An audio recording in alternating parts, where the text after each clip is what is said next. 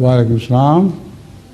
حضور میرا سوال جو ہے وہ جینس کی منتقلی جو ایک نسل سے دوسری نسل میں ہوتی ہے اس سے متعلق ہے کہ اس بات کا ثبوت ملتا ہے کہ ایک نسل سے دوسری نسل میں بعض جینس منتقل ہوتی ہیں، مثلاً یہ کہ شکل و صورت ایک جیسی ہوتی ہے بچوں کی ماں باپ کی طرح، اسی طرح بعض عادتیں ان کی ایسی ہوتی ہیں جو ماں باپ میں پائی جاتی ہیں، اور اسی طرح کچھ بیماریاں بعض نہیں منتقل ہوتی، ساری چیزیں منتقل ہوتی ہیں۔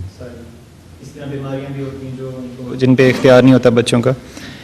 میرا سوال یہ ہے کہ کیا اس طرح سے کچھ روحانی جو اخلاقیات ہوتی ہیں، مثلا نیکیاں ہوتی ہیں یا بدیاں ہوتی ہیں جو ماں باپ میں پائی جاتی ہیں، کیا وہ بھی منتقل ہوتی ہیں؟ اور اگر ہوتی ہیں تو کیا ان کا جو جواب دہی ہے وہ بھی ایک عام آدمی کی طرح ان سے لی جائے گی بچوں کے، جس طرح سے کوئی جواب دے دیا تھا سر ہلا کے اچھا کہ وہ منتقل نہیں ہوتی۔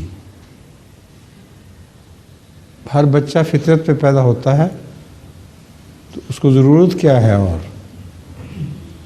اور وہ اللہ تعالیٰ نے اس کو اپنی فطرت پہ پیدا کیا، مطلب ہے بہت ہی معصوم اور شریف پیدا ہوتا ہے۔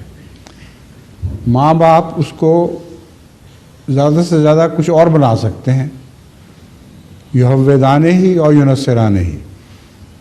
بعض ماں باپ یہودی بنا دیتے ہیں، بعض نصرانی بنا دیتے ہیں، تو بچہ بہرحال معصوم پیدا ہوتا ہے۔